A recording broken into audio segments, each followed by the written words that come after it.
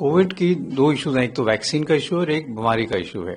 अगर हम वैक्सीन की बात करें तो कोविड-19 की वैक्सीन का follow up government of India, ICMR ने भी किया था, एनसीडीसी ने भी किया था जब वैक्सीन रोल आउट हुई थी, और vaccine were found to be safe, vaccine were very safe.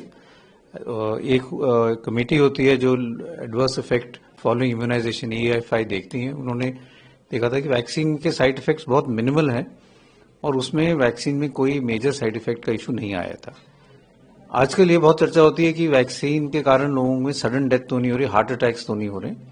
इसके बारे में कोई ऐसा डेटा नहीं है। आईसीएमआर की एक स्टडी है जिन्होंने वैक्सीन इनको लगी है उसको एक्सप्लोर किया, और उन्होंने जो यंग एज में सडन डेथ्स हो रही हैं उनके साथ उनका कोरिलेशन देखने की कोशिश की।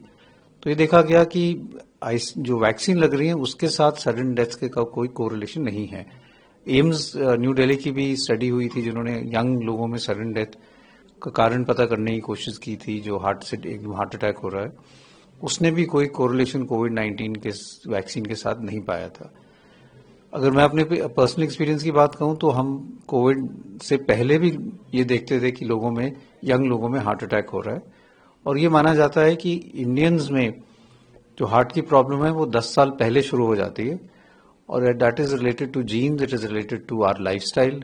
हमारा लाइफस्टाइल पिछले 15-20 साल में बहुत चेंज हुआ है, डाइट बढ़ी है, डाइट ऑल्टर हुई है, फैट और ओबेसिटी ज़्यादा हुई है, और साथ साथ जो हमारे फिजिकल एक्टिविटी है वो कम हुई है।